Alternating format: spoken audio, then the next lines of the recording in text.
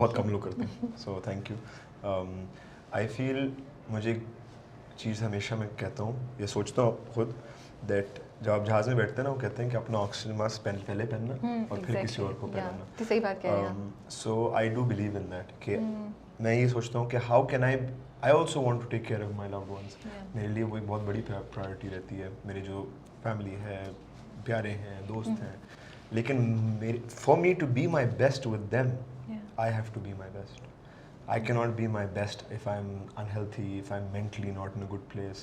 And alhamdulillah, whenever I've worked hard on fixing myself, मैं उनके लिए बेहतर हुआ हूँ. Whether it's my children, whether it's my mother, my family, my friends. So for me, that is very important. It's important that I am at my best so that I can be my best for them as well and for me. तो selfishness and self care दो अलग अलग चीज़ें हैं जो I think हमारे time में थोड़ी confused भी हो चुकी हैं. And I think so? आपको लगता है? I think there is a difference between being selfish and a difference between loving yourself. कोई आप एक्सप्लेन करना चाहेंगे थोड़ा सा किसी एग्जांपल से या किसी चीज़ से? या नहीं? ये वो वाली चीज़ है, वेग हो जाएगा, लेकिन नियत का चक्कर है कि आप किस मकसद से कर रहे हैं. अगर मैं मिसाल के तौर पे कोई भी चीज़ करता हूँ और उसमें मेरी नियत है कि किसी के साथ बुरा ना हो, लेकिन उसमें मेरे साथ भी बुरा ना हो, ये अलग बात है कि जी अच्छा मैं ज़रूर किसी का फ़ायदे के लिए कुछ कर रहा हूँ लेकिन उसमें मेरा नुकसान हो रहा है, वो गलत बात है. वो भी is not the right thing to do. So similarly it is the same thing which I need to make sure that real self care is where I am taking care of myself so that I can be good for me and everybody around me. मुझे तो ये भी लगता है छोटी छोटी चीज़ें बस अपने लिए भी करना, कभी कभी अपने लिए टाइम निकालना भी एज मैन. मुझे माएँ और हाउसवाइफ्स ही मुझे कभी लगता है कि वो अपने आप को इग्नोर करती हैं, but men also I feel in our society ignore themselves. तो थोड़ा टाइम अपने लिए निकालना वो भी एक बहुत बड़ी चीज़ है. हमारे यहाँ ना आदमियों को ये एक नैरेटिव ग्लोरीफाई किया गया है कि you just have to hustle to a point and you know अब बस मेहनत करते रहें और अपना ख्याल नहीं करें. लेकिन सवाल वो नहीं आता. मतलब ये हमारी बहुत दफ़ा डिस्कशंस, चाहे वो एंटरटेनमेंट इंडस्ट्री के हवाले से होती हैं, कहीं और होती हैं, कि अच्छा ठीक है आप ये तो कर रहे हैं, क्या आप अपने पोटेंशियल को अचीव कर रहे हैं कि नहीं कर रहे. That is a very big debate कि यू नो ठीक है आप दिन में 18 घंटे काम कर रहे हैं, लेकिन क्या आप वही काम अगर आपने अपनी बाकी चीज़ें सॉर्ट आउट की हुई हो 7 घंटे में कर सकते हैं? तो फिर उन्हें 18 घंटे का फ़ायदा नहीं.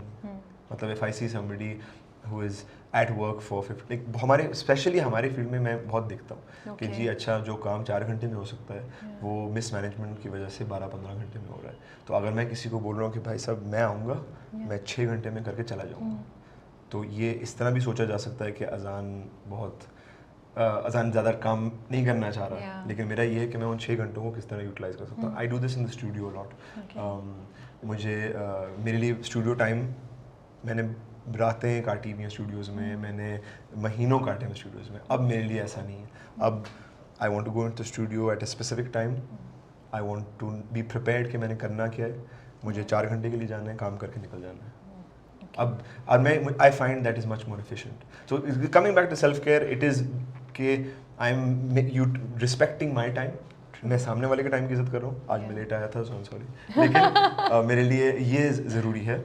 And that is self care as well. I think effectiveness and efficiency. Yes. And नियत जैसे आपने बोला कि what you're doing and why are you doing, उसका मकसद क्या है. ये तो oh my goodness ये तो मकाफाते अमल आज ही हो गया. नहीं ये तो जी उससे पहले जितने जुमले मुझे कहे गए ना ये तो इसकी स्पेशल रील अलहदा मिलेगी. This and this. भाई बहुत ले लिया शॉट, टिश्यू लाओ. हज़ान, हाउ आर यू फीलिंग? ये चाहिए दोबारा. अगर ये कटेगा ये कटेगा. इन लोगों ने कैमरा रोल है, मुझसे पूछा गया था कि जी इसमें कोई चीज़ अगर काटनी हो ना तो प्लीज़ बता दीजिएगा. ये कटेगा जी. नहीं कुछ नहीं कटेगा. ये कटेगा. You said love heels. Do you really believe in that? देखा, अरे नहीं यार ये फेक हंसी है. ये फेक हंसी है. ये नहीं सवाल क्या है? Love heels. Do you believe in that?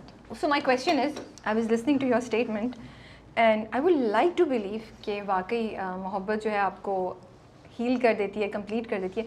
फिर मैं थोड़ा सा सोचती हूँ क्या हम ये डिपेंडेंसी की बात नहीं कर रहे कि हमें अपनी ज़िंदगी में हील होने के लिए, आगे बढ़ने के लिए किसी एक और इंसान की ज़रूरत है. आप सीरियस हो है ना अजान? आप अच्छा, बताएं। मैं ये भी सोचता हूँ जब अब इसमें मजाक वाली बात आप नहीं मतलब मैं स्टेटमेंट मतलब मैं कभी नहीं सोच के बातें करता, तो क्या फालतू बात कर दी होगी मैंने। एक तो आई थिंक हमारे यहाँ इस वक्त बहुत ज़्यादा एक नैरेटिव ये चीज़ें पुश की जाती हैं कि oh you can be on your own and nobody can help anybody, और किसी की ज़रूरत नहीं है। I think as human beings हम लोग एक ट्राइब में रहने वाले लोग हैं, एक दूसरे के साथ कनेक्टेड लोग हैं। कोई बंदा अकेले रह के 100% नहीं हो सकता। ओके आप बहुत ज़्यादा कुछ अपने अकेले से कर सकते हैं, लेकिन किसी और का, चाहे वो दोस्त हो, चाहे वो रोमांटिकली कोई साथ हो, माँ बाप हो, बच्चे हो, they play a very big role in your mental state. So of course people have been in my life who had a very positive influence. कुछ लोगों का नेगेटिव भी हुआ है, उन्हीं लोगों का पॉजिटिव और नेगेटिव भी हुआ है, मतलब इट्स इंटरचेंजिंग कॉन्स्टेंटली। तो to answer your question, does love heal? I think if you want to be healed, that is the question. I think सबसे ज़्यादा वही होता है ना कि आपके अंदर से आप क्या चाहते हैं, और फिर अगर आप खुशकिस्मत हैं और आपकी ज़िंदगी में कोई ऐसा शख्स है in any capacity, not just any capacity, they will help you do that. लेकिन मैंने ये कभी नहीं देखा कि कोई बंदा या बंदी आपकी ज़िंदगी में आए और वो आपको ठीक करने की कोशिश करे और आप ना होना चाहें और वो कर पाएँ।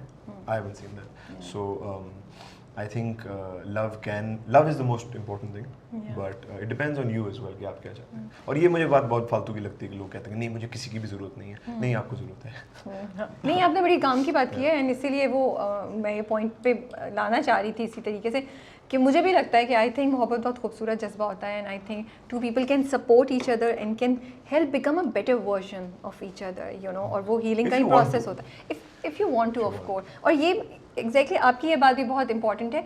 बहुत दफ़ा ज़बरदस्ती की चीज़ें हो जाती हैं या आप समझते हैं कि आप करें, लेकिन अगर आप दिल से नहीं रिकवर करना चाहते, आप दिल से उस चीज़ को नहीं निकलना चाहते, तो आपको कोई नहीं निकाल सकता। सो वो चीज़ होनी चाहिए। तो ये आपने इंटरेस्टिंग बात बोली है। So now coming to your album, can we come to your album now? मुझे बड़ा अच्छा लगा, बहुत वैरायटी है गानों की। उसमें आपको जो दिल चाह रहा है, जिस मूड में हो, जिस एज ग्रुप के भी हों, आप कुछ ना कुछ आपको मिलेगा। सो ये एक वेल थॉट प्रोसेस था जिससे आपको, ये आपका टारगेट था कि हाँ मुझे ऐसी एल्बम करनी है जिसमें हर किसी को कुछ ना कुछ मिल जाए, और वो किसी भी, कभी गम में हो तब भी उसको एक गाना मिल जाए, वो कोई सूफियाना मूड में हो तब भी उसको एक मिल जाए, खुशी में, मोहब्बत में तब भी मिल जाए, या you started writing and composing and it just happened?